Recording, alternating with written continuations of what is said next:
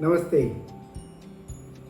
ഇന്നത്തെ തലമുറയിൽപ്പെട്ട കുട്ടികൾക്ക് ബുദ്ധിശക്തി, അതായത് IQ, ഇതേ പ്രായത്തിൽ കഴിഞ്ഞ തലമുറയിലുള്ള കുട്ടികളെക്കാൾ കൂടുതലാണെന്നാണ് പറയപ്പെടുന്നത്. എന്നാൽ ഇന്നത്തെ തലമുറയ്ക്ക് മനക്കരുത്ത്, അതായത് EQ, ഇമോഷണൽ ക്വോഷ്യന്റ്, അവരുമായി താരതമ്യപ്പെടുത്തുമ്പോൾ കുറവാണെന്നും കാണാം.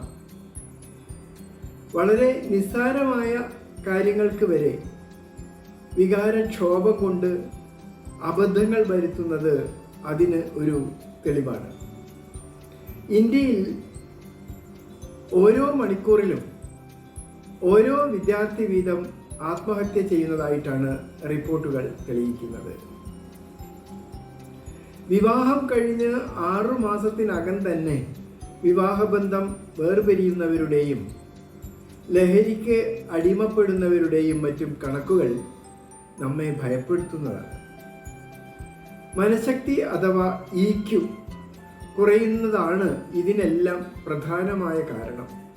എന്നിരിക്കെ അത് വർദ്ധിപ്പിക്കുന്നതിന് ഉതകുന്ന വിധത്തിലുള്ള പരിശീലന ക്രമങ്ങളും കൂടി വിദ്യാർത്ഥികൾക്ക് നൽകേണ്ടത് പ്രസ്തുത പ്രശ്നത്തിനുള്ള പരിഹാര മാർഗങ്ങളിൽ പ്രധാനപ്പെട്ടതാണ്. മുൻകാലങ്ങളിൽ നിലനിന്നിരുന്ന കൂട്ടുകുടുംബ ജീവിതം നിരവധി കുടുംബാംഗങ്ങളുമായും തൻ്റെ അതേ പ്രായത്തിലുള്ള മറ്റു കുട്ടികളുമായും മത്സരിച്ചും പൊരുതിയും ജീവിക്കേണ്ടുന്ന അവസ്ഥ സൃഷ്ടിച്ചിരുന്നു. കൂടാതെ അയൽവാസികളായ മറ്റു കുട്ടികളുടെ കൂടെ പല വിധത്തിലുള്ള നാടൻ കളികളിലും മറ്റും ഏർപ്പെട്ടിരുന്നതിനാൽ വിജയങ്ങളെപ്പോലെ തന്നെ പരാജയങ്ങളെയും സമചിത്തതയോടെ നേരിടാനുള്ള ഒരു കഴിവും അന്നത്തെ കുട്ടികൾക്ക് ലഭിച്ചിരുന്നു. ഇന്ന് അത്തരം അവസരങ്ങളുടെ അഭാവവും പഠനത്തിൽ മാത്രം ശ്രദ്ധ കേന്ദ്രീകരിച്ചുകൊണ്ട് മുന്നോട്ടു പോകാൻ കുട്ടികളെ നിർബന്ധിക്കുന്നതും കുട്ടികളുടെ EQ കുറയുന്നതിന് ഒരു പ്രധാന കാരണമാണ്. ജീവിതത്തിൽ ഭൗതികമായ മറ്റെന്തെല്ലാം ഉയർച്ചകൾ ഉണ്ടായാലും മനഃശക്തി കുറഞ്ഞാൽ അത് ജീവിതത്തെ ആകെ നരകതുല്യമാക്കും. അതിനാൽ കുട്ടികൾക്ക് മനഃശക്തി അഥവാ EQ വർദ്ധിപ്പിക്കുന്നതിനുള്ള പരിശീലനങ്ങൾ കൂടി നൽകാൻ ഓരോ രക്ഷിതാവും ശ്രദ്ധിക്കേണ്ടതാണ്. അതിന് സഹായകമായ ഏതാനും വസ്തുതകളാണ് ഇവിടെ വിവരിക്കുന്നത്.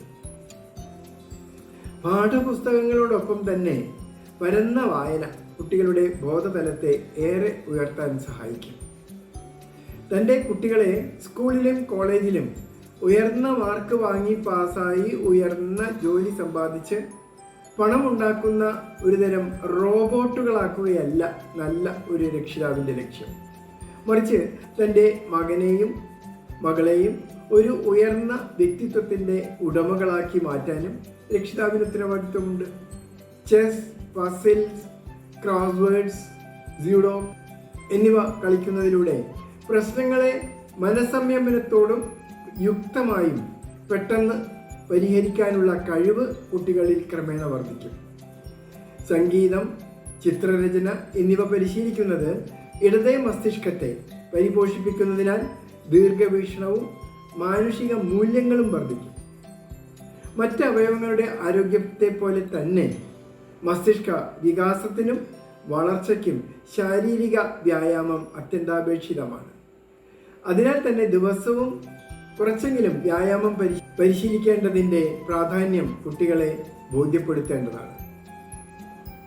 കുട്ടികളുടെ കോഗ്നിറ്റീവ് കഴിവ് വർദ്ധിപ്പിക്കുന്നതിനുതകുന്ന നിരവധി എഡ്യൂക്കേഷണൽ ആപ്പുകൾ ഇന്ന് ലഭ്യമാണ്.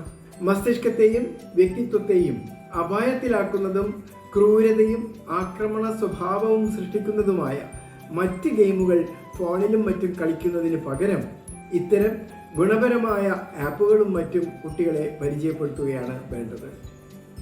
നല്ല ഉറക്കം മസ്തിഷ്ക പ്രവർത്തനത്തിനും മാനസിക സമ്മർദ്ദം കുറയ്ക്കുന്നതിനും ഏറെ സഹായകമാണ്. എല്ലാറ്റിനും ഉപരിയായി മസ്തിഷ്ക പ്രവർത്തനത്തിന് സഹായകമായ വിധത്തിൽ സന്തുലനമായ ആഹാര രീതിയും കൂടാതെ ഭക്ഷണത്തിൽ ഒമേഗ 3, വിറ്റാമിൻസ്, മിനറൽസ് എന്നിവ സന്തുലനമായ രീതിയിൽ ഉൾക്കൊള്ളിക്കാനും കുട്ടികളെ പഠിപ്പിക്കേണ്ടതാണ്. തങ്ങളുടെ മക്കൾക്ക് എത്രത്തോളം ആധുനിക സൗകര്യങ്ങൾ ഒരുക്കി കൊടുത്തു എന്നതിലല്ല രക്ഷിതാക്കൾ അഭിമാനിക്കേണ്ടത്. മറിച്ച് ഈ ലോകത്തിലേക്ക് എൻ്റെ മകനെ അഥവാ മകളെ ഒരു ഉത്തമ പൗരയായി മാറ്റിയെടുക്കാൻ ഒരു രക്ഷിതാവ് എന്ന നിലയിൽ താൻ എന്ത് ചെയ്തു എന്ന് ചിന്തിക്കുകയാണ് വേണ്ടത്.